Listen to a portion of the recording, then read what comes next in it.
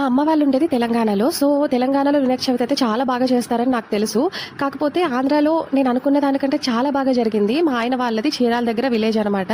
So, నేనైతే చాలా under estimate చేశానని తర్వాతే నాకు అర్థమైంది. సో, ఎవరైనా వాళ్ళ ఇంటికి రాగానే ఫస్ట్ చూసుకునేది వాళ్ళ ఇల్లు చుట్టుపక్కల ఎలా ఉంది. అండ్ మా వారికి చెట్ల పిచ్చి అనమాట ఫుల్గా.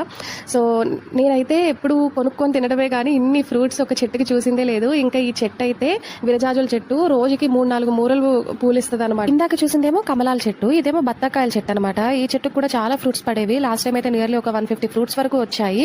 సో ఈసారి ఇంకా స్టార్ట్ అవ్వలేదు అనుకుంటా. ఇక్కడ మా అత్తయ్య మా వారు మాట్లాడుకుంటున్నారు ఈ చెట్టు ఎప్పుడు నాటాము అని చెప్పేసి. మా వారేమో నేను నాటానని చెప్తున్నారు, మా అత్తయ్య ఏమో నాన్నున్నప్పుడే ఉండేది ఈ చెట్టు అని చెప్తున్నారు అనమాట. ఇంకా నేను మా పెళ్ళయ్యి ఇక్కడికి రాగానే ఎగ్జైట్ అయిన విషయం ఏంటంటే మా ఇంటి దగ్గర నుంచి చెరువు కనిపిస్తుంది అనమాట.